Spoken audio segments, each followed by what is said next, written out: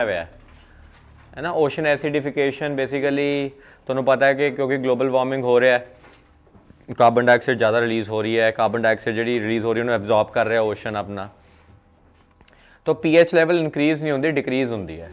तो पहला ऑप्शन गलत है, 2 और 3 राइट ऑप्शन आ जाता है।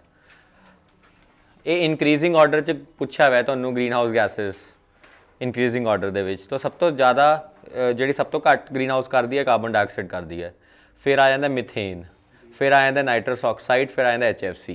सिंपल क्वेश्चन सी 1, 3, 4 और 2 बी ऑप्शन आ जाती है। ये भी ईजी क्वेश्चन है, वैसे ही इन्होंने दस ही दिता रेडियो एक्टिव फोर्सिंग की होंगे, the net change of energy balance on earth due to various factors of climate change. तो बेसिकली जो नैगेटिव रेडियो एक्टिव फोर्सिंग होंगे वो कूलिंग इफेक्ट आता है, जो पॉजिटिव रेडियो एक्टिव फोर्सिस होंगे वो है ना हीटिंग इफेक्ट आता है। तो अगर आप देखियो negative radio active forcing results in cooling effect, sorry negative नाल कूलिंग आता है, पॉजिटिव नाल हीटिंग आता है, नैगेटिव नाल दोबारा रिपीट कर रहे हैं, नेगेटिव नाल हीटिंग आता है, पॉजिटिव नाल कूलिंग आता है, ठीक है। So positive results into cooling, negative results into heating. तो negative radio active forcing results in cooling effect on the earth surface, उल्ट दे रखे है ये। तो carbon dioxide accounts for the largest share of radio active forcing, बिल्कुल सही है। Stratospheric ozone contributes to positive radio active forcing, हाँ जी, की आंसर है 2 और 3 बी ऑप्शन। अगर आप देखो which of the following funds are managed by global environment facility, ये GEF यूनाइटेड नेशन FCC जो आया सी उदों बनया सीगा, एंड ये अंदर बहुत कुछ ऑर्गेनाइजेशन है जी काम करती हैं फाइनैंशियल। अगर ये एनवायरमेंट फंड नूं कढ़ दो, है ना, एनवायरमेंट फंड कढ़ दो, तो ये ऑप्शन के 3 रिमूव हो जाऊगा। जो 3 रिमूव हो जाऊगा तो या तो 1, 2 और 5 या 1, 2 और 4 है। 1, 2 और 5 नहीं है क्योंकि ग्रीन क्लाइमेट फंड जो है सैपरेट फंड है, जो 2010 क्रिएट किया गया सीगा, 2010 के इंचियन के क्रिएट किया गया है। तो यदा आंसर हो जाऊगा C 1, 2 और 4। ब्लू ट्रांसफॉर्मेशन ये मैं तुम्हें कराया हुआ यार, है ना, अपने वो करंट अफेयर्स के। तो ये बेसिकली एक्वैटिक फूड सिस्टम को प्रमोट करना है। तो ब्लू ट्रांसफॉर्मेशन इज़ के आ सारी फिशिंग है वो सारी चीज़ों को प्रमोट करना है। सहेल रीजन, ये भी ईजी क्वेश्चन है ना। Sahel region is basically Sahara region, Sahara desert के आसे पासे वाले एरिया को सहेल कहा जाता है। बहुत पुअर एरिया है देश का, दुनिया का, बहुत ड्रॉट प्रोन एरिया है। तो ये Atlantic ocean in the west to red sea in the east, बिल्कुल सही है, but it is not a transition between tiger and tundra which is an extreme statement, गलत ऑप्शन है। एंड डेफिनेटली उत्थे lake Chad हैगी, Chad river तो तुसी Chad state country है, उत्थे एक चैड रिवर वो आसे पासे का यह पूरा एरिया है सहेल एरिया, बहुत ही इकनॉमिकली पुअर ड्रॉट प्रोन सोके वाला एरिया है, गरीबों वाला एरिया है। तो ये की ऑप्शन है 1 और 3 सी ऑप्शन। आ भी क्वेश्चन मैं तुम्हें इस बारी कराया हुआ है। मोस्टली क्वेश्चन जोड़े इस बारी कराए हुए हुए क्वेश्चन है जोड़े कि आप करंट अफेयर्स पढ़े थे नवंबर के करंट अफेयर्स के, ठीक है। तो ये अगर आप देखिए तो इंश्योरेंस बेस्ड फाइनेंस मैकेनिज्म मैं दसिया सीगा कि इंश्योरेंसिस होनी चाहिए। It is a joint initiative of CDRI and UNFCC। हाँ जी, ये सही है? नहीं, ये गलत है। It is not a joint initiative of UNFCC, it is a joint initiative European union and UNEP, united nation environment programme. तो ये ऑप्शन गलत है, 1 इज़ दी राइट ऑप्शन। देखो इस चीज़ उपर ये न्यूज़ च सीगा बहुत ज़्यादा, बहुत इंपॉर्टेंट है तो एग्जाम ਲਈ, क्योंकि ये क्वेश्चन आ सकता है, मान लो इस चीज़ को। Carbon border adjustment mechanism, basically European union की करता पाया, कार्बन टैक्स लगाता पाया इंपोर्टर्स ऑफ चीज़ों के उपर। तो सपोज करो कि मैं एक इंडियन एक्सपोर्टर है एंड मैं कोई यही चीज़ बनाई, जैसे मैं सीमेंट बनाया एंड उस सीमेंट काफ़ी कार्बन डाइऑक्साइड मतलब मैं जनरेट किया बनाने लगे, तो यूरोपियन यूनियन का जो इंपोर्टर होगा वो मेरे उस सीमेंट के उपर एक टैक्स लगाऊगा, एंड जिहदे नाल की होगा basically they are trying to ensure कि उन्होंने कोल जिहड़े प्रोडक्ट्स आ रहे हैं, ईवन जो इंपोर्ट कर रहे हैं वो भी ग्रीन प्रोडक्ट्स होन, कार्बन डाइऑक्साइड घट होवे उहदे विच। लेकिन भारत की सरकार इसके ऊपर गलत बोल रही है कि ये वर्ल्ड ट्रेड ऑर्गेनाइजेशन के जोड़े वो है ना की कहते हैं नॉन टैरिफ बैरीयर, वो एक नॉन टैरिफ बैरीयर है ये। तो इस करके डिबेट जी शुरू हो गई है। तो मैंने लगता है इंपॉर्टेंट क्वेश्चन है ये, एंड इसका आंसर की है European union. EIA environment impact assessment, mining major minerals, minor minerals की माइनिंग। देखो डज नॉट रिक्वायर का पूछ रहा है, मेजर एंड माइनर मिनरल्स दोनों के केसेस ही EIA होएगा, दोनों केसेस ही, है ना। लेकिन अगर आप आह 3 लीए तो इन्हों नहीं होएगा। इनफैक्ट रीसेंटली EIA एग्जाम्पशन दी गई है, डिफेंस प्रोजेक्ट्स अगर करने हैं तो अल्टीमेटली उत्थे लोड़ नहीं हैगी 3, 4 एंड 5। 10th क्वेश्चन ते आने आप, the import of all GM products in India are prohibited under foreign trade act of 1992। ये गलत है क्योंकि सारे प्रोडक्ट्स नहीं प्रोहिबिटेड हैं, ठीक है, सारे प्रोडक्ट्स नहीं प्रोहिबिटेड हैं, है ना, एक सेकेंड खड़ो, सारे प्रोडक्ट्स नहीं प्रोहिबिटेड, क्योंकि देखो भारत के अंदर कैनोला ऑयल आपने देखा होगा, सोयाबीन ऑयल भी आपने कभी ना कभी है ना यूज़ किया होगा, ये सारा GM है जो इंपोर्टेड है, क्योंकि तुसी देखो US ਦੇ ਵਿੱਚ ਸਾਰੇ ਇਹ GM यूज़ करते ਆ ਉਹ, तो कैनोला ऑयल ये सारे GM आ गए। And it is mandatory for countries to provide GM certification for all processed food exported to India, ये भी गलत है, ठीक है, प्रोसैस्ड फूड्स ਦੇ ਵਿੱਚ ਨਹੀਂ ਆਪਾਂ ਨੂੰ ਕਰਨਾ, है ना, ਜਿਵੇਂ ਆਪਾਂ ਅਗਰ ਕੋਈ ਉੱਥੋਂ ਦੀ ਆਪਾਂ ਨੂੰ ਕੈਨੋਲਾ ਸਪਲਾਈ ਕਰ ਰਿਹਾ ਜਾਂ ਸੋਇਆਬੀਨ ਸਪਲਾਈ ਕਰ ਰਿਹਾ ਉਹਦੇ ਵਿੱਚ ਤਾਂ ਸਰਟੀਫਿਕੇਸ਼ਨ ਚਾਹੀਦਾ ਹੈ, ਲੇਕਿਨ ਅਗਰ ਉਹਦਾ ਤੇਲ ਬਣਾ ਕੇ ਦੇ ਰਿਹਾ ਹੈ ਤਾਂ ਉਹਦੀ ਸਰਟੀਫਿਕੇਸ਼ਨ ਦੀ ਲੋੜ ਨਹੀਂ ਹੈਗੀ, which is again a problem in a law, ਠੀਕ ਹੈ, ਉਹਨੂੰ ਹਾਈਲਾਈਟ ਕਰਦੇ ਆ ਜਿਹੜੇ GM ਐਕਟਿਵਿਸਟ ਹੈਗੇ, ਐਂਟੀ ਐਕਟਿਵਿਸਟ ਹੈਗੇ ਆ, ਤਾਂ ਇਹ ਵੀ ਆਪਸ਼ਨ ਗਲਤ ਆਪਸ਼ਨ ਹੈਗਾ। ਐਂਡ ਥਰਡ ਆਪਸ਼ਨ ਕਰੈਕਟ ਹੈਗਾ, ਠੀਕ ਹੈ, ਕਿਉਂਕਿ ਜੈਨੇਟਿਕਲੀ ਜਿਹੜੀ ਇੰਜੀਨੀਅਰਡ ਅਪਰੇਜ਼ਲ ਕਮੇਟੀ ਹੈ GAC, ਮੈਨੂੰ ਦੱਸੋ ਇਹ ਕਿਹਦੇ ਅੰਡਰ ਕੰਮ ਕਰਦੀ ਹੈ? GAC, एनवायरमेंट मिनिस्ट्री, हाँ बिल्कुल एनवायरमेंट मिनिस्ट्री के अंडर काम करती है, and definitely environment protection act के अंडर इन्हों एस्टैबलिश भी किया गया है। ट्रैपिंग जोन, देखो ये मरीन इकोसिस्टम होंगे with which very rich biodiversity of faunal species, तो ये बेसिकली की है कि अगर आप एक एरिया मिले है ना, जोड़ा अगर आप समुंदर के अंदर चले जाइए तो समुंदर के अंदर 500 मीटर डेप्थ के उपर, है ना, मतलब काफ़ी ज़्यादा फौना देखने को मिलता है, मतलब काफ़ी ज़्यादा फिशेज़ वगैरह देखने को मिलती हैं, वो एरिया को अगर एक्सप्लॉयट करना शुरू कर दिए तो बेनीफिट बहुत ज़्यादा है। जिमें फिशेज़ है, मच्छियाँ जनरली तो उपर होंगी हैं, लेकिन हुण एक पार्ट यह जिहा मिले समुंदर के 500 मीटर डेप्थ के उपर कि उत्थे ज़्यादा फौना देखने को मिल रहा है, तो इस पर्टिकुलर चीज़ को ट्रैपिंग जोन कहा जाता है। So trapping zone is a marine ecosystem with very rich biodiversity of faunal species. 13वें क्वेश्चन पर आओ। 13वां क्वेश्चन कहता है कंप्रेस्ड बायोगैस। अच्छा 12वां क्वेश्चन बहुत ईजी क्वेश्चन है, hydrogen fuel cell they which heat ते वाटर ये दोनों ही होंगे, है ना। 13वें क्वेश्चन ते आओ, कंप्रेस्ड बायोगैस। तो यार कंप्रेस्ड बायोगैस की अगर आप गल करिए तो definitely anaerobic breakdown of organic waste नाल बनूगा ये, एंड एडी कैलोरीफिक वैल्यू ज़्यादा होंगी एज़ कंपेयर टू बायोगैस, ठीक है, तो ही CBG की गल चलती है सारे किते। कंप्रेस बायोगैस सटैट प्रोग्राम है ना नीति आयोग का, वो भी इन्हू इंक्लूड किया गया, एंड संगरूर दे विच तुहानूं याद है कि प्लांट लगाया सी, उस कंटैक्सट में सारा कुछ ही दस्या सी तुहानूं, कंप्रेस बायोगैस का प्लांट। 14 ते आओ, wild life crime control bureau, देखो ये एनवायरमेंट मिनिस्ट्री के अंडर काम करती है, इनफैक्ट इस बॉडी को क्रिएट करने पिछे वाइल्ड लाइफ प्रोटेक्शन एक्ट 1972 जिम्मेवार है, तो 1972 का वाइल्ड लाइफ प्रोटेक्शन एक्ट वो अंडर ये बॉडी क्रिएट की गई है, एंड डेफिनेटली उस एक्ट की इंप्लीमेंटेशन एनवायरमेंट मिनिस्ट्री के अंडर हैगी है। सैकेंड ऑप्शन अगर आप देखा wild life trust of India, ये बेसिकली की है, ये कुछ नहीं है, एक टाइप का एक NGO टाइप है ये, है ना, काफ़ी ज़्यादा पार्टनर्स आके दे विच मतलब मिल जाते हैं, wild life activism, wild life research, तुम देखा होगा काफ़ी यूट्यूब पर भी इन्हों की वैबसाइट हैगी, यूट्यूब पर भी चैनल है wild life trust of India. तो ये कोई सरकारी बॉडी नहीं है, कोई स्टैचुटरी बॉडी नहीं है, एक टाइप की जनरल ऑर्गेनाइजेशन है, तो ये भी गलत ऑप्शन है, 1 only is the right option. 15 question, water credit. Micro finance बारे जरूर सुनिया होगा तुसी, है ना, माइक्रो फाइनैंस मतलब जिमें आ सैल्फ हैल्प ग्रुप्स होंगे है, ये माइक्रो फाइनैंस चकते हैं बैंकों चो, थोड़ा बहुत लोन लै लेंगे है, वध ब्याज से लै लेंगे, पर लोन मिल जाता इन्होंने विदाउट एनी कोलैटरल, तो वो चीज़ का एक टूल है माइक्रो फाइनैंस। लेकिन अगर वो माइक्रो फाइनैंस को तुसी यूज़ कर रहे हो for some projects which are concern with water conservation, तो उस पर्टिकुलर चीज़ को आप कहने वाटर क्रेडिट।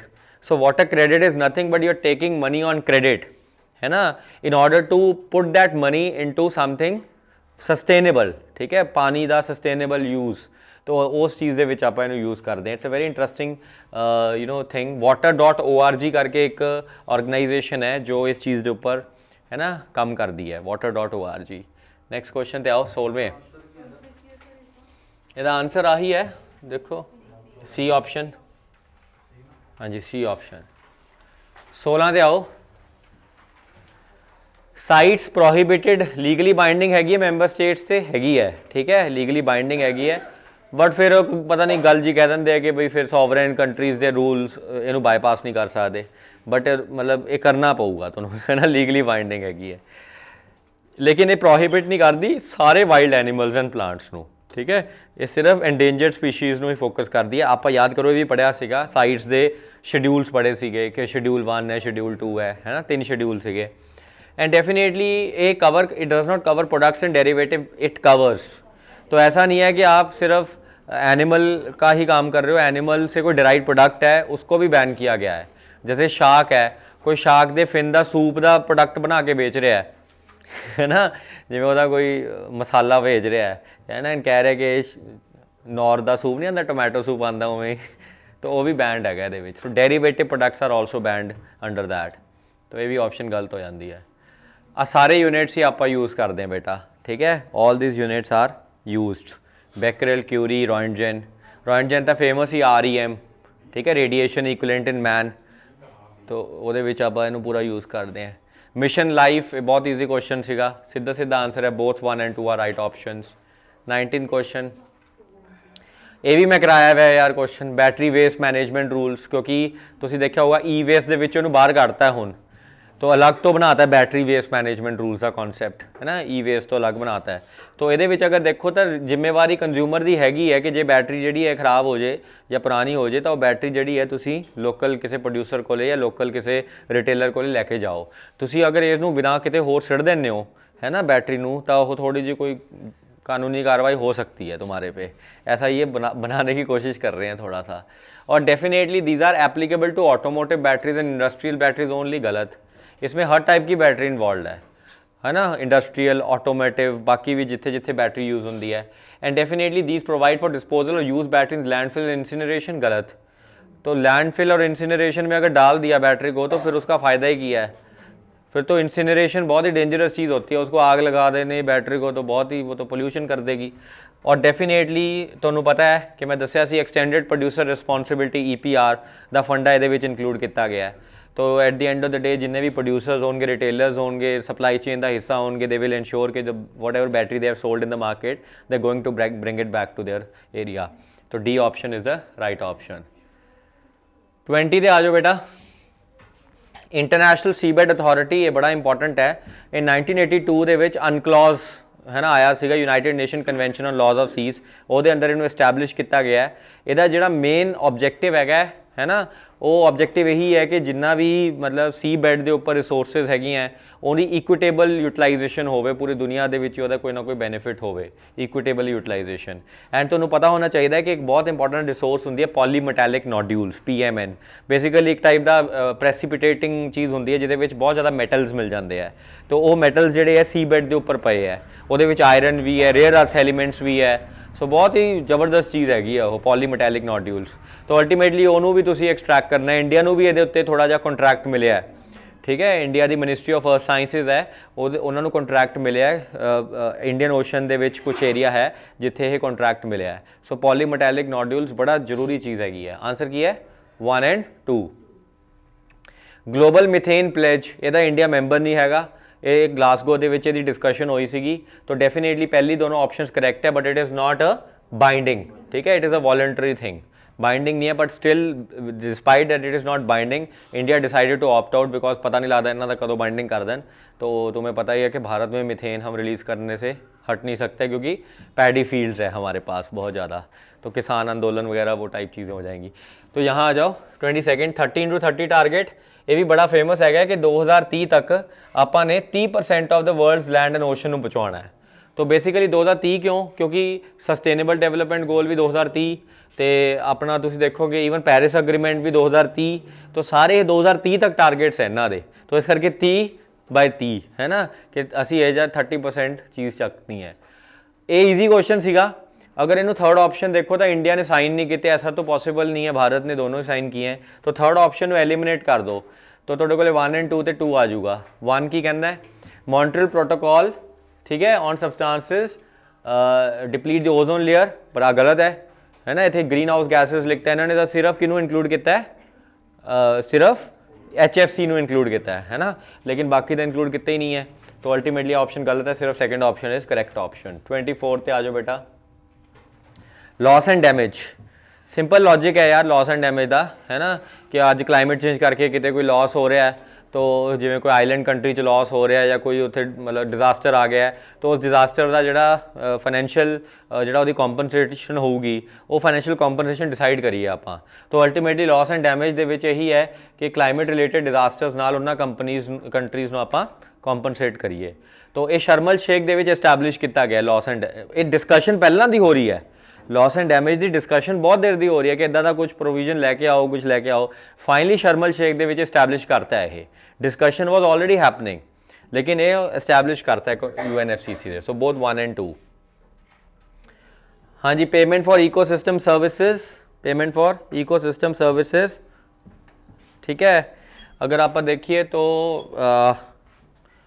एक इहदा आंसर बेसिकली की है, बी ऑप्शन है, ठीक है, कि ecosystem service providers and ecosystem service consumers दे विच है ना एक टाइप का ऑप्शन जिहड़ा है मिलूगा voluntary monetary transaction. For example मैं तुहानूं दसदा जिवें लेट से कि कोई लोकल कोई एरिया है जिथे तुसी कोई प्रोजेक्ट करना चाहते हो है ना, वो फॉरेस्ट सीगा, हुण उस फॉरेस्ट दे विच उस फॉरेस्ट नूं यूज़ करने वाले कुछ लोकल ट्राइबल लोग सीगे।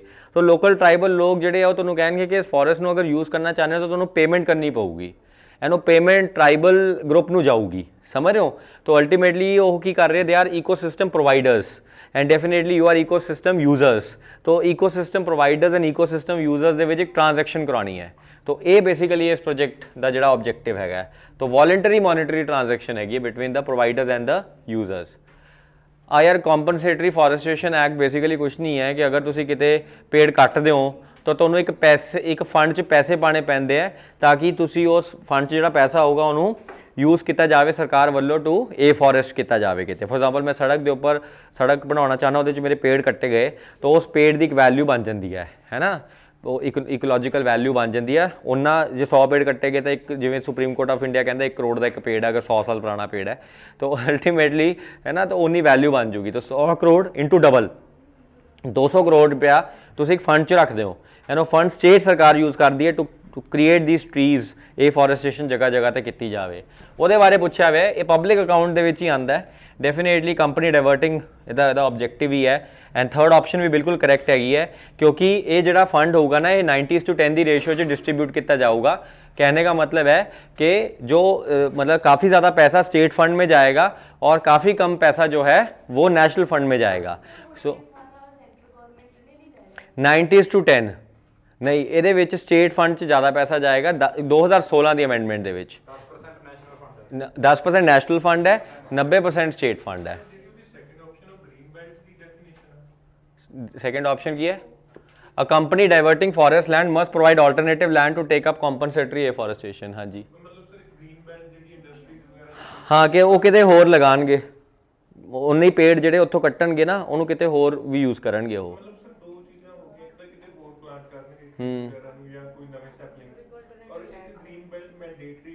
ग्रीन बेल्ट जी मैंडेटरी वो तो हाईवे का ही प्रोजेक्ट है। हाँ देखो वो प्रोजेक्ट डेवलपर डिसाइड कर लूगा कि कितने वो ट्रीज जोड़े तोड़े गए वो कितने लोकेट करने हैं, वो उत्थे भी हो सकता है वो कितने होर भी हो सकता है, मतलब उन्होंने लगाने पैणगे बस eight the end of the day. Suppose वो 10 पेड़ कटता है तो उन्होंने 10 पेड़ लगाने पैणगे। जो नहीं लगा सकता 10 पेड़ तो उन्होंने वो 10 पेड़ों की पैसे की वैल्यू इस फंड च रखनी पऊगी एंड ये फंड अल्टीमेटली सरकार का फंड होगा जोड़ा कि यूज़ करूगा टू ए फॉरेस्टेशन। बहुत बड़े मुद्दे है ये क्योंकि अल्टीमेटली हाँ पर ये यूज़ नहीं होए फंड्स, ये मतलब ये सारे यूजलैस ही रहे फंड्स, तो इन्होंने पैसा जा ही गया, इन्होंने फंडा चो पैसे निकले नहीं। हाँ जी नेक्स्ट क्वेश्चन पे आओ। नेक्स्ट क्वेश्चन इज हाँ which are the following regions in the world has entered the 5th consecutive failed rainy season. Great horn of Africa बहुत फेमस है अफ्रीका का ग्रेट हॉर्न। फ्लाई ऐश देखो यार, fly ash के regarding जो भी हुणे पिछे जे रूल्स आए थे, मेरे कहने का मतलब सिंपल है कि जो भी कोई एनवायरनमेंट के रिगार्डिंग रूल्स आते हैं वो सारे रूल्स किसके अंडर होते हैं, मोस्टली EPA के अंडर 1986। ठीक है, तो ये ऑप्शन गलत हो जाता है।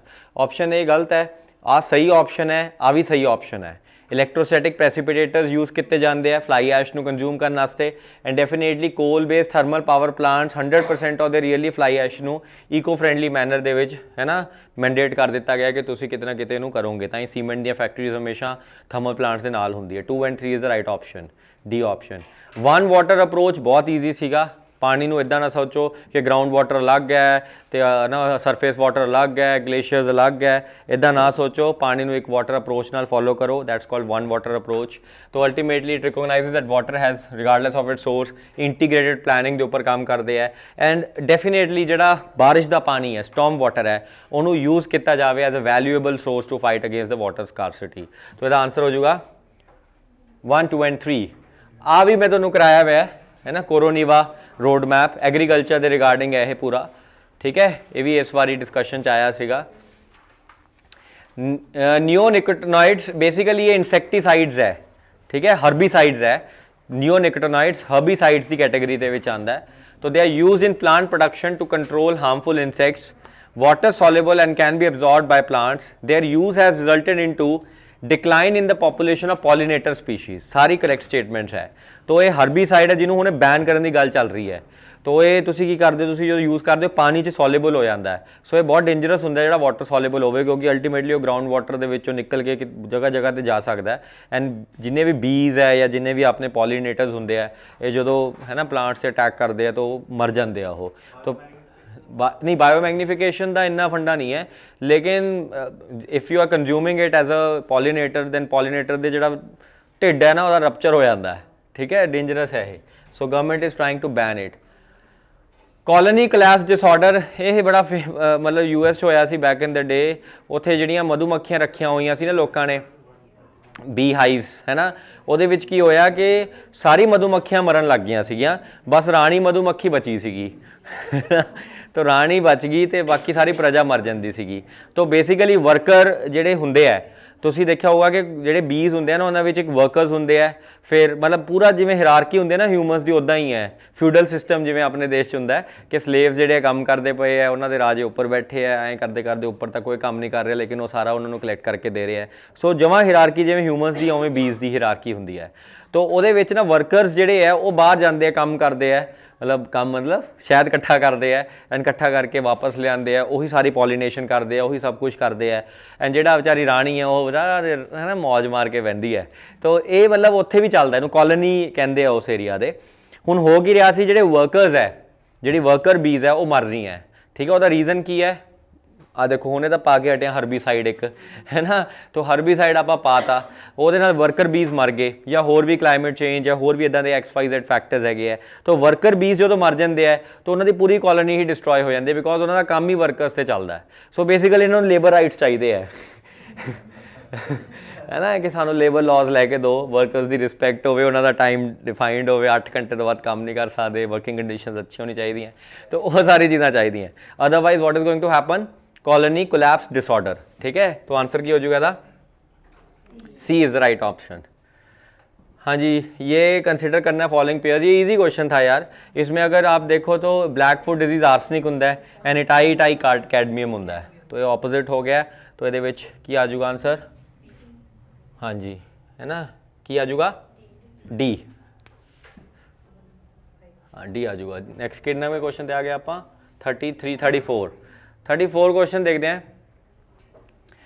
अगर schedule 6 of the wildlife protection act दे विच आपां पा दिंदे हैं तो उस शेड्यूल दे विच की हैगा, वर्मिन नहीं हुंदा, प्लांट्स हुंदे है, ठीक है। वर्मिन नहीं हुंदा, वर्मिन हुंदा है 5 दे विच हुंदा है वर्मिन, लेकिन हुण इन्हां ने थोड़ा जिहा इसनूं खत्म करके 4 शेड्यूल बनाते हैं, ठीक है। So we have 4 schedules now. ये पुराना डिस्कशन हो रहा है, हुण 4 शेड्यूल हो चुके हैं, लास्ट ईयर चेंज किया है।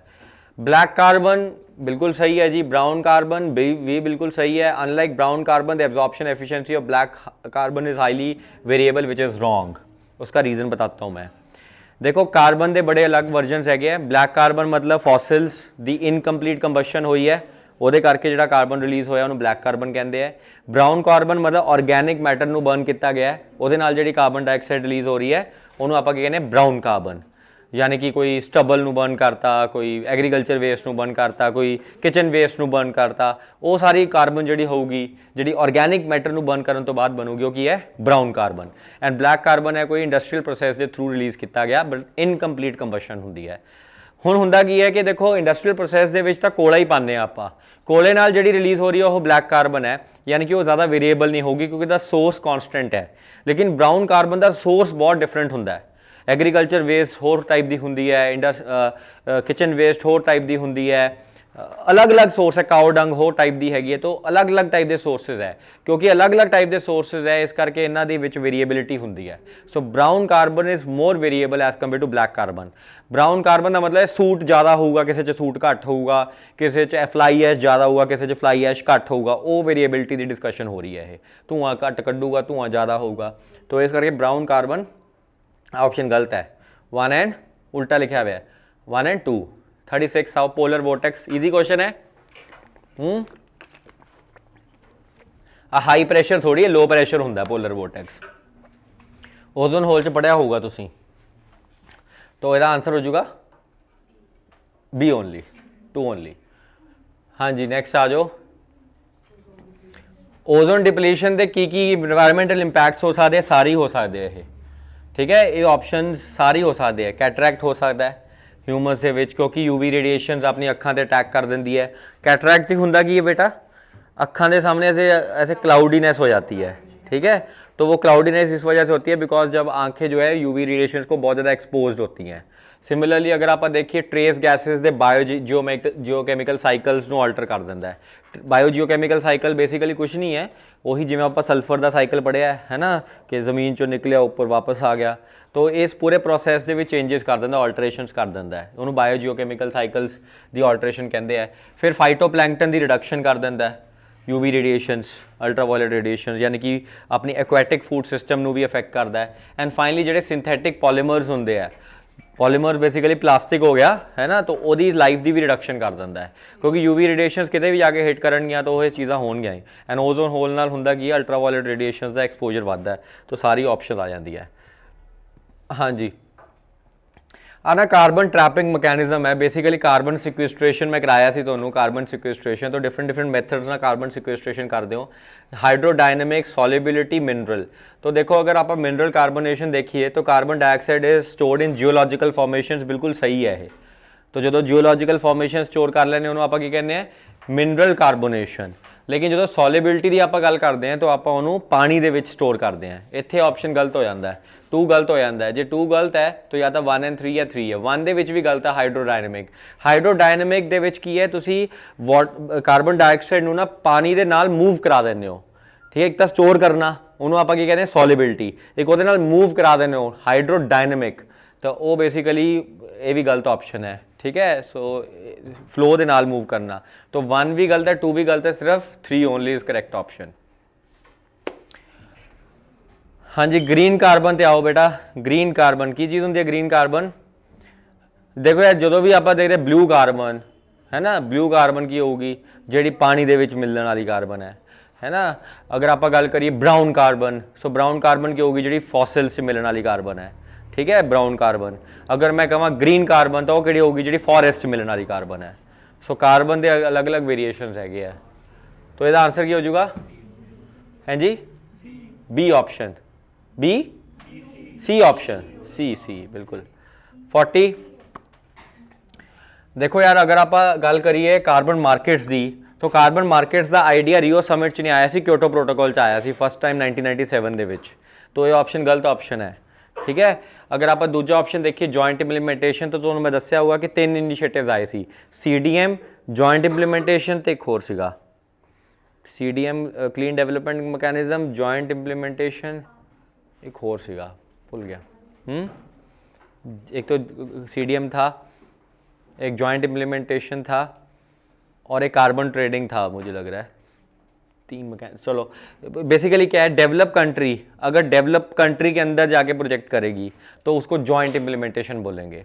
अगर डेवलप कंट्री डेवलपिंग कंट्री के अंदर जाके इंप्लीमेंटेशन करेगी तो उसको CDM बोलेंगे। क्योटो प्रोटोकॉल पढ़िया होना चाहिए तुसीं सारिਆਂ ने है ना, वो सारे मैकेनिज्म्स दे रखे हैं। तो आ ऑप्शन दे विच की है ਸੈਕੰਡ ਆਪਸ਼ਨ ਦੇ ਵਿੱਚ ਪਹਿਲਾ ਤਾਂ ਗਲਤ ਹੈ, ਸੈਕੰਡ ਆਪਸ਼ਨ 'ਚ ਕੀ ਹੈ ਡਿਵੈਲਪ ਟੂ ਡਿਵੈਲਪ ਕੰਟਰੀ, ਸਹੀ ਹੈ ਆਪਸ਼ਨ ਇਹ। ਐਂਡ ਦੂਜਾ ਆਪਸ਼ਨ ਕੀ ਹੈ डेवलप टू डेवलपिंग, ये भी सही है। 2 and 3 is the right option, ठीक है। 2 and 3 is the right option.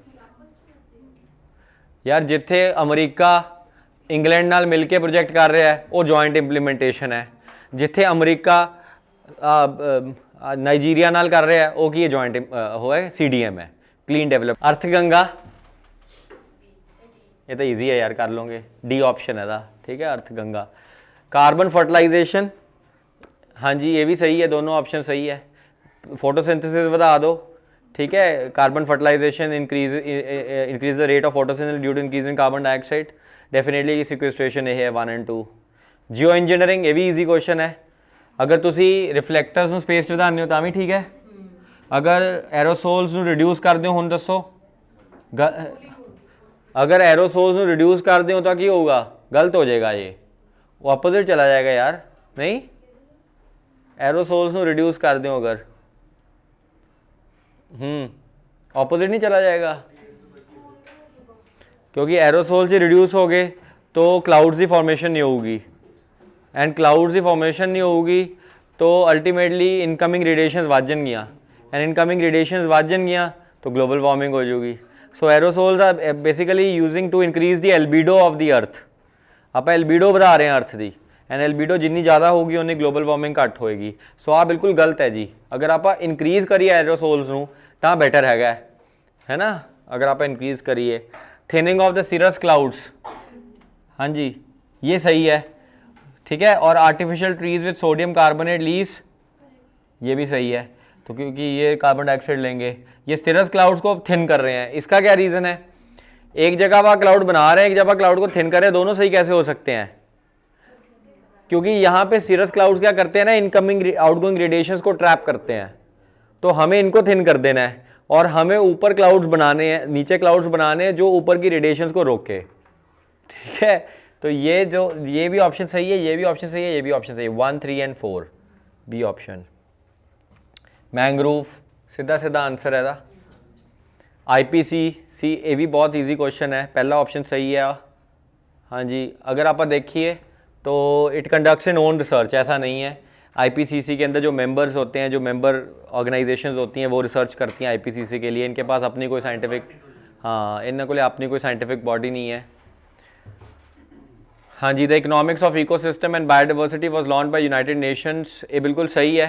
Global climate change alliance, ये भी सही है ना, बिटवीन डेवलपिंग, नहीं आई थिंक आ गलत है, ठीक है ना। 1 इज़ ओनली राइट, क्योंकि ये गलत है बिकॉज ये यूरोपियन कंट्रीज़ तो US के नाल कोलैबोरेशन हुई है, ठीक है। सो 1 ओनली। इकोलॉजिकल फुटप्रिंट क्या होता है, हाँ जी कौन बताएगा, हाँ भी जग्गी, इकोलॉजिकल फुटप्रिंट क्या होता है।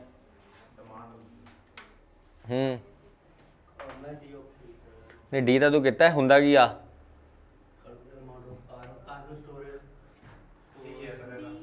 हैं जी, सी के डी,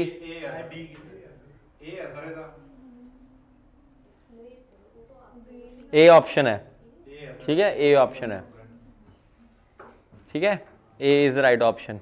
क्योंकि यह कार्बन फुटप्रिंट बेसिकली ये है कि नेचर कि तुहानूं कितना दे सकता है, तुहाडे कोल कितनी पावर हैगी है, यह जिहा ही कुछ है, हाँ वो सेम ही है बिल्कुल। तुहाडा इकोलॉजिकल फुटप्रिंट कितना हैगा नेचर तो कितना लै सकते हो मैक्सीमम तुसीं, वो अर्थ ओवरशूट डे है, ये उहो जिहा ही कुछ कॉन्सैप्ट है। हाँ डिमांड एंड सप्लाई है बेसिकली कितना।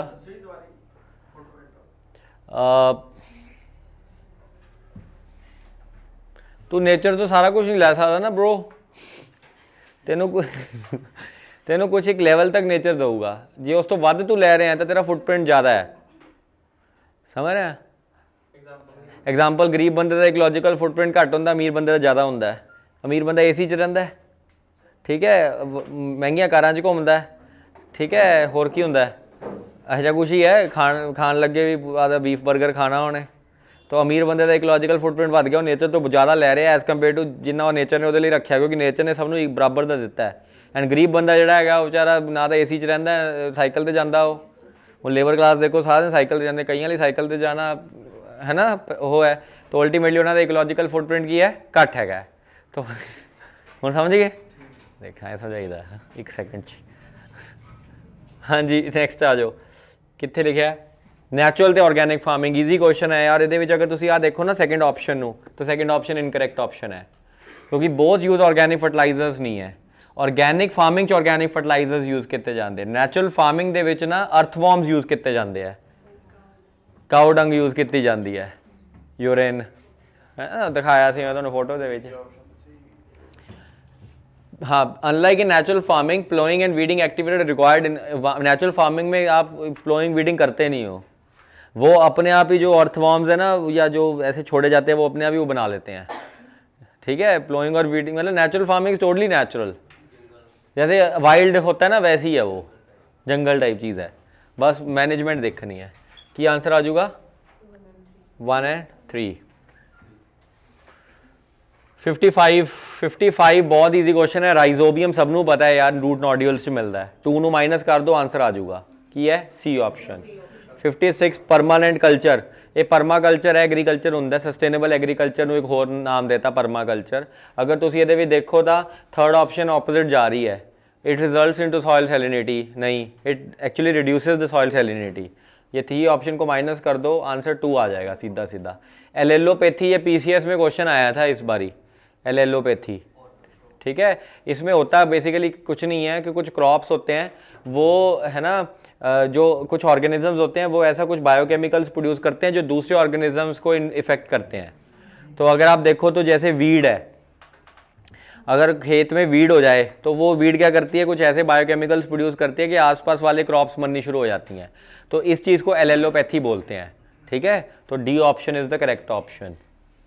कौन सी बनाई गई है, हाँ जी तो सेंट्रल पोल्यूशन कंट्रोल बोर्ड ਨੂੰ रिड्यूस कर दो, इस तो अलावा बाकी सारिया बनाई गई हैं। सो 2, 3 and 4 is the right option. Sorry very good. अच्छा नेशनल टाइगर डी ऑप्शन, अच्छा डी ऑप्शन ये तो हैगा ही है पक्का, आ गलत है। टाइगर वाला वाइल्ड लाइफ च है, हाँ वाइल्ड लाइफ च है। सो 2 and 4 क्योंकि 4 हैगा कोस्टल रेगुलेशन जोन्स दे विच। ठीक है 2 and 4।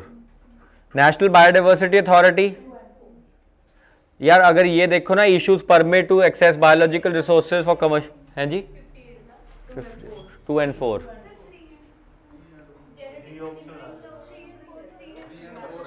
देखो आ तो पक्का ही हैगी है तो आ भी ਉਹਦੇ अंडर है क्योंकि हाँ तो 3 and 4 ही बोल। अच्छा मैं गलत बोल दिया, मतलब ये दोनों तो हैं ही पक्का। ठीक है कोस्ट क्योंकि आपको पता है ये कोस्टल रेगुलेशन जोन्स वाले रूल्स जो हैं वो भी ईपीए के अंडर है एंड डेफिनेटली जेनेटिक ये भी ਉਹਦੇ अंडर है। हाँ जी एनबीए देखो एनबीए का सी ऑप्शन गलत ऑप्शन है। ठीक है to facilitate sustainable use and access for benefit sharing, नहीं सॉरी सी नहीं डी ऑप्शन गलत है।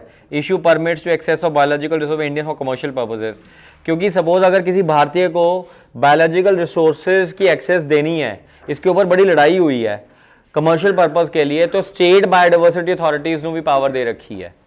ठीक है तो 3 लेवल के ऑर्गेनाइजेशन है, अगर लोकल लेवल तो BMC है बायोडाइवर्सिटी मैनेजमेंट कमेटीज़, फिर SBAs है, फिर NBA तो अपना एक ही है तमिलनाडु के विच, उस तो अलावा बाकी सारे स्टेट बायोलॉजिकल अथॉरिटीज़ बनी है। 60 ST scheduled tribe forest developers act, अगर पहला ऑप्शन देखिए तो सही ऑप्शन है, कम्युनिटी राइट्स भी दिंदा है। यदि तो लड़ाई सी बिरसा मुंडा का नाम सुनिया होगा तुसी, खुनकती राइट्स। ठीक है हेरिटेबल बट नॉट ट्रांसफरेबल ये भी सही है। ठीक है they are not transferable and आ भी बिल्कुल सही है। 1 and 2 and 3 आ गया। कोस्टल रेगुलेशन जोन्स आ हुणे चेंजेस किए हैं जिहदे करके इन्होंने कहा कि माड़े मोटे जिवें बीच बूच ते कोई बाथरूम बूथरूम बनाने बना सकते हैं, तो बिल्कुल गलत है। सॉरी सही है ये है ना, डेफिनेटली आ भी सही है। लैंड रिकलमेशन फ्रॉम जिहड़ा ये पूरा आ जाता है। All clearances in the CRC can be only by, ये गलत है क्योंकि स्टेट भी बनाई है इन्होंने, थोड़ा डिसेंट्रलाइजेशन किया है, तो आ ऑप्शन गलत हो जाता है 3। तो 1 only is the right option. It prohibits the land reclamation, ये मतलब कर सकते हैं हूँ लैंड रिकलमेशन का आइडिया, तो 1 only is the right option. 3 is wrong. Eco mark label ये क्वेश्चन किया जा सकता सीगा क्योंकि थर्ड ऑप्शन बड़ी एक्सट्रीम स्टेटमेंट है कि India is the first country, है ना, तो ऐसा हो नहीं सकता ना। तो 3 ऐसे माइनस कर दो इसको, तो उसमें मिनिमम पीरियड फॉर 1 ईयर बिल्कुल मिलता है, वो बाद रिन्यू कराना पैंदा, BIS उन्होंने सर्टिफाई कर दिया है। 1 एंड की आंजूगा 2 सी ऑप्शन। UNCD अर्थ समिट, ये बहुत ईजी क्वेश्चन है, सारी ऑप्शंस हैगी 1 2 3 and 4। Cartagena protocol, living modified organisms, ये सब पता ही होना चाहिए दोनों।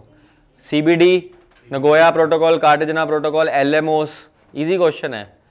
तो ये कितने आ जाऊगा अपने को इंटरनेशनल कितने है C option, living modified organisms के ऊपर, हैं जी। क्योटो प्रोटोकॉल केड़ा, आहा ये मैं दसता दिता, सारी है ये, सारी ऑप्शन है। CBD, CCD, forest management, Rio declaration, agenda 21 सब ਉਹਦੇ ਵਿੱਚ, ठीक है, ਜਿਹੜੀ 92 ਚ सबमिट हुई है। हाँ जी, मॉन्ट्रियल्स रिकॉर्ड, ये ਤੁਹਾਨੂੰ पता रामसर कन्वेंशन ਦੇ ਵਿੱਚ ਹੈਗਾ, है ना, रामसर कन्वेंशन ਚ वेटलैंड लिस्टेड अंडर फाइनैंशियल बिल्कुल असिस्टेंस मिलती है। And definitely Keoladeo national park India का 2 साइट्स है, 1 2 and 3 is the right option. National air quality index, ये बेनजीन नहीं हैगा एंड कार्बन डाइऑक्साइड नहीं हैगा, सो 2 ते 3 माइनस कर दो, वैसे भी 3 माइनस कर दोगे तो C आ जाऊगा आंसर, क्योंकि CO2 नहीं हैगा, CO है, मोनोक्साइड है, PM 2.5 है, PM 10.0 है। बेजल कन्वेंशन हजार्डोस वेस्ट ना रिलेटेड है, कोई शक है जी, सी। बेजल कन्वेंशन डेफिनेटली हजार्डोस वेस्ट ना रिलेटेड है। बॉर्न कन्वेंशन ये CMS है, ठीक है, माइग्रेटरी स्पीशीज़ वाली, तो आ गलत हो गया क्योंकि ये ओजोन डिप्लीटिंग वाली मॉन्ट्रियल कन्वेंशन, मॉन्ट्रियल प्रोटोकॉल ते वियना कन्वेंशन है, ठीक है, सो आ गलत ऑप्शन हो गया। रॉटरडैम कन्वेंशन ये ठीक है, बिल्कुल ठीक है, पेस्टिसाइड्स नाल है। स्टॉकहोम कन्वेंशन ये भी सही है, तो सिर्फ सेकेंड ऑप्शन इनकरेक्ट है, तो किन्ने होंगे, ओनली 3 पेयर्स। आता बड़ा इजी क्वेश्चन है, ए ऑप्शन है 68 का, कर लोगे यार, आ भी बहुत इजी क्वेश्चन है। अगर तुम थर्ड ऑप्शन में देखो तो bioluminescent organisms are all found in ocean, ऐसा हो सकता है, गाना सुना तो जुगनू है ना, तो जुगनू एक बायोल्यूमिनेसेंस ऑर्गेनिज्म होंदा है, ठीक है, तो ये तो अर्थ से भी मिल जाता है, तो लैंड से भी मिल जाता है। आ ऑप्शन गलत हो गई। And definitely luciferent compounds results in defect, and ये सारे ऑप्शन सही है, 1 and 2 is right option B। आ थोड़ा जिहा रट्टे वाले क्वेश्चन है यार, है ना। ग्लोबल बायोडाइवर्सिटी हॉटस्पॉट कौन लेके आंदा है, प्रोडक्शन गैप रिपोर्ट कौन लेके आंदा है, ये सिर्फ आ चौथी ऑप्शन करेक्ट है, 4 ओनली, बाकी सारे उल्ट फुलट किए हुए हैं, ठीक है, 4 only is the right option. 71 यार वेट बल्ब टैंपरेचर कुछ नहीं होंदा, तुसी देखो, तुसी सुनिया होगा इवैपोरेशन कॉजेज कूलिंग, है ना, इवैपोरेशन कॉजेज कूलिंग। अगर आप पानी को कूल कर दी, अगर आप पानी को इवैपोरेट कर दिए तो कूलिंग हो जाती है, लेकिन किस पॉइंट तक कूलिंग होंदी है, मतलब इस तो थल्ले टैंपरेचर नहीं जा सकता, उस टैंपरेचर को आप वैट बल्ब टैंपरेचर कहते हैं। तो सपोज करो कि कोई भांडा ले लेना है एंड है ना वो इवैपोरेशन करा देना है, जिवें घड़ा ही है, घड़े की इवैपोरेशन होने तो बाद अंदरला पानी ठंडा हो जाता है, वो ठंडा पानी किस लैवल तक ठंडा हो सकता है, उन्होंने की कहते हैं वैट बल्ब टैंपरेचर। सो एक लिमिट होंदी है वो वैट बल्ब टैंपरेचर की, ठीक है। ये एक्चुअली की हो रहा है ना, temperature higher than wet bulb temperature cools down the internal body temperature of humans, नहीं उल्टा है ये। अगर temperature higher than wet bulb temperature होंदा, वो की करता है, थोड़ा वार्म कर देंदा है ह्यूमन बॉडी को इंटरनली। एंड ये नाल प्रॉब्लम ये आ रही है कि वैट बल्ब टैंपरेचर बढ़ते जा रहे हैं, ठीक है, जिहदे करके human body is not able to adjust. Reason simple जा है कि गर्मी होने करके, ग्लोबल वार्मिंग होने करके wet bulb temperature are going up, and that is the reason why we are not able to adjust to the changes of these things. तो अपना भी टैंपरेचर इंटरनल बढ़ता जा रहा है, 37 डिग्रीज होना चाहिए ना, 36 पॉइंट जो फैरनहाइट होंदा है, उस तो आप बढ़ता जा रहा है, which is going to affect us internally. तो ये सारी चीज़ां ना बड़ियां स्पैसीफिक चीज़ां IPCC की जी रिपोर्ट आई है फिजिकल साइंस बेसिस, वो डिस्कशनस की इन्होंने। अगे तुम देखोगे होर बड़ी इंटरस्टिंग डिस्कशन करता है, जो मैं आने वाले डिस्कशन से दसूँगा तो सेकंड ऑप्शन इनकरेक्ट है, and definitely it is lower than the dry bulb temperature, ये बिल्कुल सही है, 1 and 3 is the right option. Terraforming की होंदा है, हाँ जी, ਟੈਰਾਫਾਰਮਿੰਗ ਬੇਸਿਕਲੀ ਪਲੈਨੇਟਸ ਨਹੀਂ ਹੈਗੇ ਜਿਹੜੇ ਹੁਣ ਇਹ ਸਾਰੇ ਮਾਰਸ ਨੂੰ ਹੈਬਿਟੇਬਲ ਬਣਾਉਣ ਦੀ ਕੋਸ਼ਿਸ਼ ਕਰ ਰਹੇ ਆ ਜਾਂ ਹੋਰ ਇੱਦਾਂ ਦੇ ਪਲੈਨੇਟਸ ਦੇ ਵਿੱਚ ਕੁਝ ਚੇਂਜਸ ਕਰ ਰਹੇ ਤਾਂ ਕਿ ਆਪਾਂ ਉੱਥੇ ਰਹਿ ਸਕੀਏ ਜਾ ਕੇ, ਉਹਨੂੰ ਟੈਰਾਫਾਰਮਿੰਗ ਕਹਿੰਦੇ ਆ। तो आंसर इज ए। 73rd आओ, ग्रीन ग्रिड इनिशिएटिव। ये बड़ा इंटरेस्टिंग इनिशिएटिव है, तुम्हें पता है one nation one sun one grid है ना, इदा करके OSOWOG बनाया गया है। तो ये पूरा जोड़ा है सोलर एनर्जी नू हारनेस कर रहे हैं ताकि आप है ना कनैक्ट कर सकीए। एंड ये UNFCCC पैरिस अग्रीमेंट दे विच लॉन्च किया गया सीगा, कोई शक वाली गल नहीं है। ग्रीन ग्रिड इनिशिएटिव ये पूरा ही अफ्रीका एशिया नू कनैक्ट कर रहे हैं, ठीक है। पहले ग्रिड बनूगा फ्रॉम इंडिया, क्योंकि वन जो वो सोलर अलायंस बनाया है तो वो पूरा अफ्रीका तक लेके जाऊगा, फिर यूरोप कनैक्ट होगा। मतलब पूरा जो ट्रॉपिकल कंट्रीज़ है 23 डिग्री नॉर्थ ते 23 डिग्री साउथ के वाले देश है जोड़े, उन्होंने सारिਆਂ ਨੂੰ सूरज नाल कनैक्ट कर देंगे। ये क्लाइमेट टिपिंग पॉइंट्स हुण यही उही गल कर रहे हैं मैं। ये बेसिकली IPCC की रिपोर्ट च डिस्कस किया गया कि 7 यह टिपिंग पॉइंट्स है जोड़े बड़े डेंजरस है फॉर ह्यूमन स्पीशीज़। डेफिनेटली 74 का आंसर है क्या? C is the right answer, ठीक है। ये रिवर्सिबल चेंजेस हो जाएंगे, जिमें मेल्ट हो गई, एल्बीडो खत्म हो गया, कोरल रीफ्स खत्म हो गए, वो जी एशियन वो जी सर्कुलेशन हैगी है मेरिडियोनल सर्कुलेशन वो बिगड़ गई।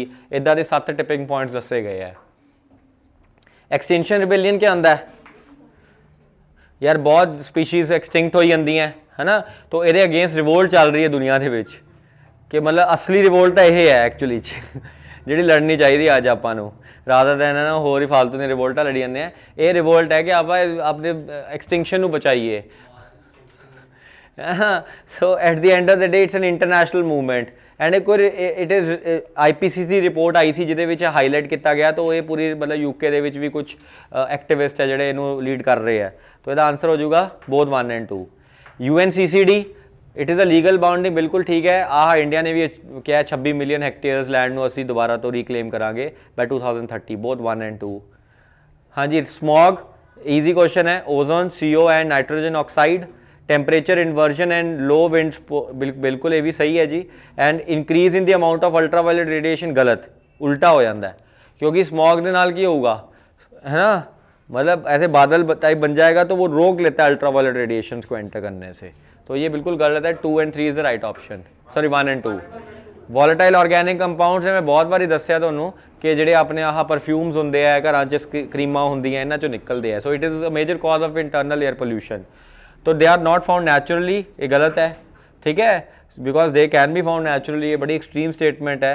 दे प्रोड्यूस ग्राउंड लेवल ओजोन, बिल्कुल सही है। जो VOC NO2 नाल मिलता है जाके तो ग्राउंड लेवल ओजोन बनता है। सो ग्राउंड लेवल ओजोन की होंदा है, सेकेंडरी पोल्यूटेंट होंदा है, प्राइमरी पोल्यूटेंट कुछ और है। And definitely paints and pesticide contributes to the release of VOC। 2 और 3 इज द राइट ऑप्शन। फिर आ गया 79, रिपीट हो गया। अच्छा 80 पे आ जाओ, केमिकल ऑक्सीजन डिमांड, तो ये भी बहुत ईजी क्वेश्चन है। BOD की है, सेम ही हो गया ना।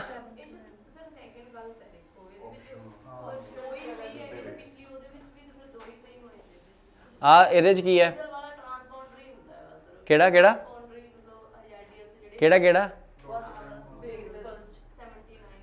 हज़ार हुंदा तो हज़ारडोज ही है।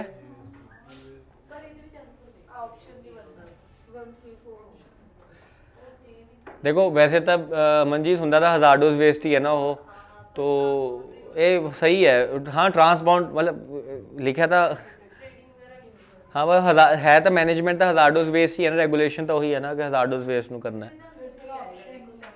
कोई बात नहीं, आप उसको ये कर लो, 1, 3 और 4 ही राइट है, ठीक है। तुसी की लाया है? 1, 3 और 4 राइट है वैसे। केमिकल ऑक्सीजन डिमांड तुसी एक सही कर लो, एक गलत कर लो। Back to basics.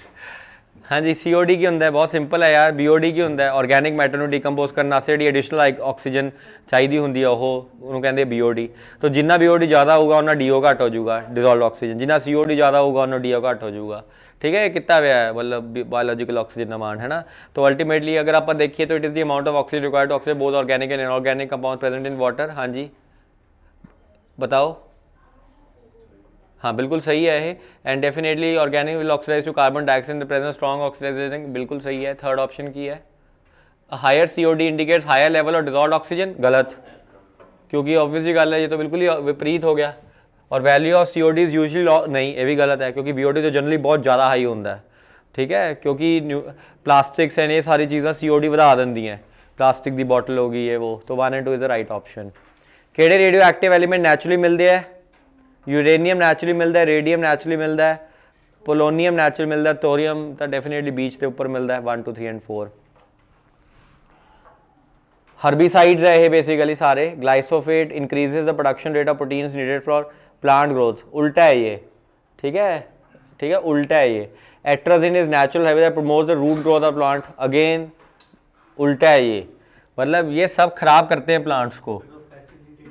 हाँ, यहाँ पे फैसिलिटेट कर रहे हैं ये, तो आप उसी हिसाब से भी लगा सकते थे, तुक्का लगाना होता तो अल्टीमेटली ये दोनों गलत है, ये बिल्कुल सही लग रहा है, ठीक है। 3 ओनली। EPR सारे च लगूगा 1 2 3 एंड 4। इंसिनरेशन क्लीन मैथड होंदा है?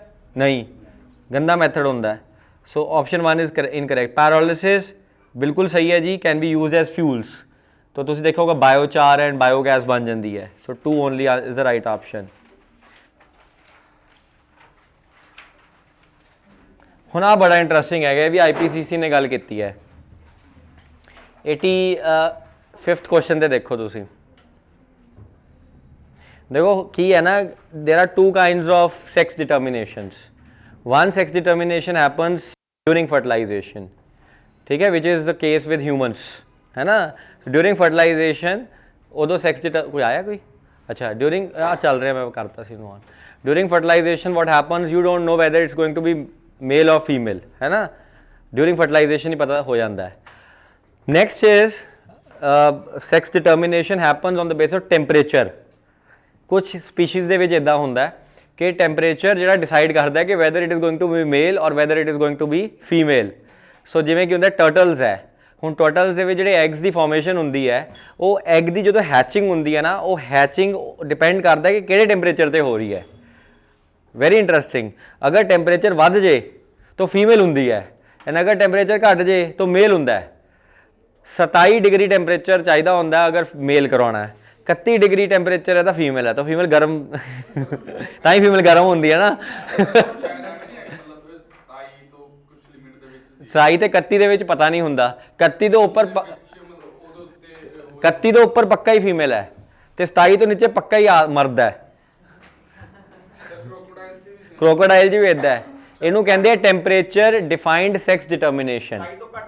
27 ਤੋਂ ਘੱਟ ਮੇਲ ਹੈ, ਪੱਕਾ ਹੀ ਹੈ। 27 नहीं, 27 तो घट मेल, ठंडा बंदा मेल होंगे, मिलता ही ठंडा होंगे ना, औरत थोड़ी गर्म हो। 27 तो 31 हले कुछ पता नहीं है, कुछ भी हो सकता है। 31 तो ऊपर फीमेल होंगी है, इंसाना च नहीं होंगे ये, ठीक है, कुछ एनिमल्स होंगे उन्होंने होंगे। ना प्रॉब्लम की आ रही है कि ग्लोबल वार्मिंग होने करके टैंपरेचर ऊपर जा रहे हैं, 31 डिग्री तो ऊपर टैंपरेचर रहते, इस करके औरतें ही औरतें हो जाएगियाँ एनिमल्स च, वो भी कुछ, ठीक है। सो ये फीमेल्स की ग्रोथ बढ़ जूगी, तो अगर फीमेल्स बढ़ जाएंगे डेंजरस है नहीं, मतलब होने चाहिए फीमेल, बट फीमेल अगर ज़्यादा हो जाएंगे तो डेंजरस। अगर फीमेल ही फीमेल हो गई फिर हैचिंग किमें होगी, एग्स किमें बननगे, ठीक है, तो फर्टिलाइजेशन किमें होगी। तो बड़ा इंटरेस्टिंग है। The warming of the sea water results in migration, बिल्कुल थले चले गए हैं। एंड दूजा की है फीमेल इन टर्टल पॉपुलेशन का इंक्रीज हो गया, लार्ज नंबर्स होने लग गए हैं। तो इसका आंसर है बोथ 1 and 2। ये कह रहे in situ bioremediation techniques, in situ मतलब जिथे उत्थे ही, तो इत्थे मतलब बायो वेंटिंग बायो स्पार्जिंग है। तो मतलब बायो वेंटिंग का मतलब की है, बेसिकली तुसी वेंट्स दे दो, होल्स दे दो, ऑक्सीजन आ जाए, growth of microorganisms, decomposition. Sparging का मतलब जबरदस्ती हवा दो। सो एक जगह पर नैचुरल हवा नू इनलेट लै रहे हो, दूजी जगह पर जबरदस्ती हवा दे रहे हो। जो नैचुरल हवा नू इनलेट लोगे तो की कहते हो बायो वेंटिंग, जो जबरदस्ती हवा देने हो की कहते हो बायो स्पार्जिंग, ठीक है। ये दोनों इन सीटू है। अगर उतों चक के मैं किसी एक जगह पर लिया उन्होंने एक्स सीटू कहते हैं, जिमें बायो पाइल्स से बायो रिएक्टर्स। तो बायो रिएक्टर मतलब रिएक्टर बनाया गया, वो मैं गंद पाता, एंड पाइल्स मतलब है कि बायो पाइलिंग एक जगह पर मैं इकट्ठा कर रहा उन्होंने, उत्थे मैं वो ट्रीटमेंट की, उस बाद वापस ले आया, तो ये एक्स सीटू हो जाते दोनों मैथड्स। 87 राइज ऑफ फ्लोरेशन, ये बेसिकली है ना, तुसी प्लांट्स नू लगा देने हो ताकि वो गंद सारा सक कर ले। तो ये गलत ऑप्शन है एंड ये बिल्कुल सही ऑप्शन है। फंगस ਨੂੰ ਯੂਜ਼ ਕਰਕੇ ਤੁਸੀਂ ਇਹ ਬੇਸਿਕਲੀ ਵਾਟਰ ਟ੍ਰੀਟਮੈਂਟ ਦੇ ਮੈਥਡਸ ਹੈ ਜਿਹਨੂੰ ਆਪਾਂ ਬਾਇਓ ਰੈਮੀਡੀਏਸ਼ਨ ਦੀ ਪਾਲਿਸੀ ਦੇ ਵਿੱਚ ਕਰਦੇ ਹਾਂ। ਹੈ ਜੀ ਆਇਲ ਸਪਿਲ ਦੇ ਵਿੱਚ ਵੀ ਇਹ ਵੈਸੇ ਵੀ ਬਾਇਓ ਰੈਮੀਡੀਏਸ਼ਨ ਦੀ ਟੈਕਨੀਕ ਹੋ ਗਈ ਇਹ। 88 ਹਾਂਜੀ ਪਲਾਸਟਿਕ ਵੇਸਟ ਮੈਨੇਜਮੈਂਟ रूल 87 ਦਾ 2 ओनली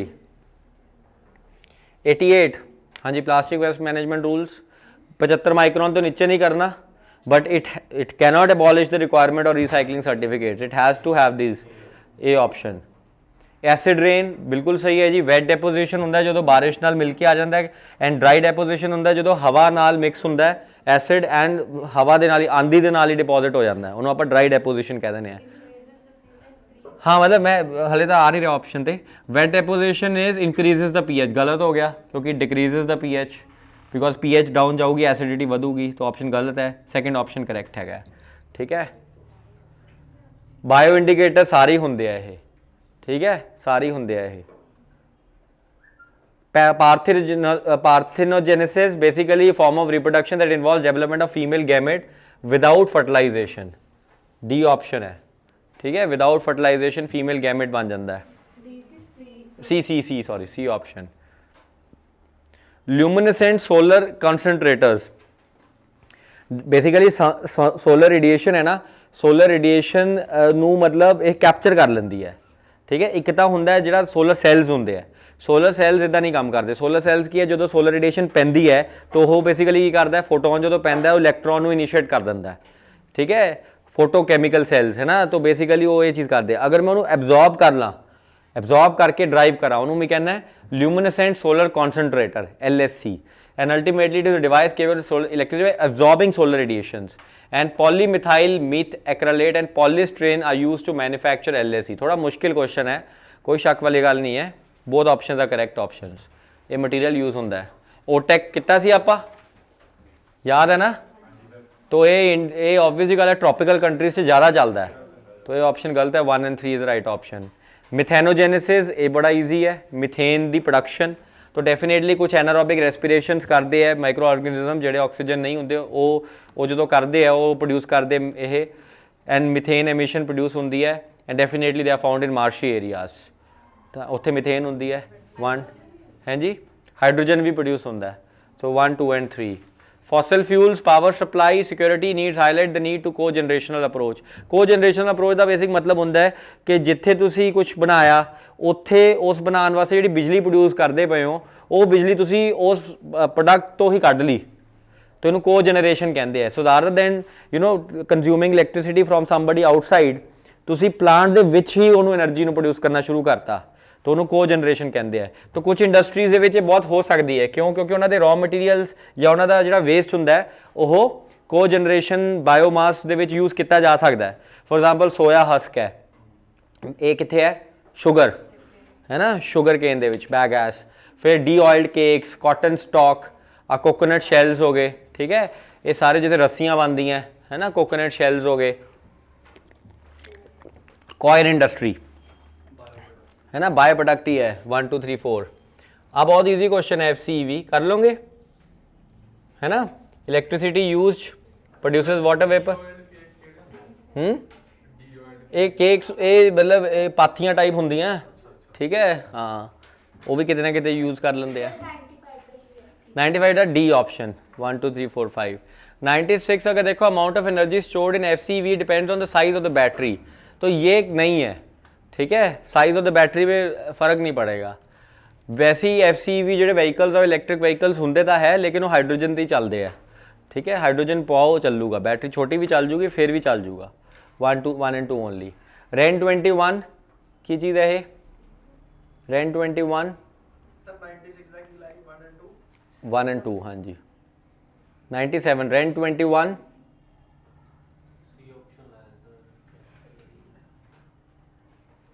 हाँ ऑप्शन है ये global collective of renewable energy stakeholders including scientist and governments. LTED आ गया इंडिया ने उन्हें सबमिट किया है बट इंडिया पहली कंट्री नहीं बनी है ना तो आ गलत ऑप्शन है। फर्स्ट ऑप्शन बिल्कुल करेक्ट हैगी है 1 ओनली। मैंग्रोव अलायंस ये भी आया हुआ सीगा ਤੁਹਾਡੇ न्यूज़ ਦੇ ਵਿੱਚ ये इजिप्ट ने प्रपोज किया है 98 द ए ऑप्शन है बेटा 99 ਇਹ ਵੀ ਈਜ਼ੀ ਕੁਐਸਚਨ ਹੈ। तो ये किने किता है?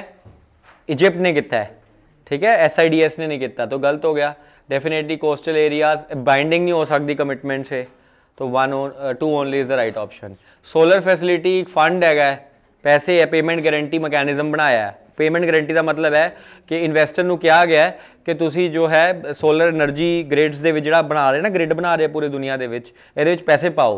ਇਹਨੇ ਪੈਸੇ ਦੀ ਅਸੀਂ ਗਾਰੰਟੀ ਦਿੰਦੇ ਆ ਤੁਹਾਨੂੰ ਕਿ ਜੇ ਤੁਹਾਡਾ ਪੈਸਾ ਨਹੀਂ ਚੱਲਿਆ, ਜੇ ਤੁਹਾਨੂੰ ਮਾਰਕੀਟ 'ਚੋਂ ਪੈਸਾ ਨਹੀਂ ਮਿਲਿਆ, ਤਾਂ ਸਰਕਾਰ ਪੈਸਾ ਦੇਊਗੀ ਜਾਂ ਇਹ ਫੈਸਿਲਿਟੀ ਪੈਸਾ ਦੇਊਗੀ।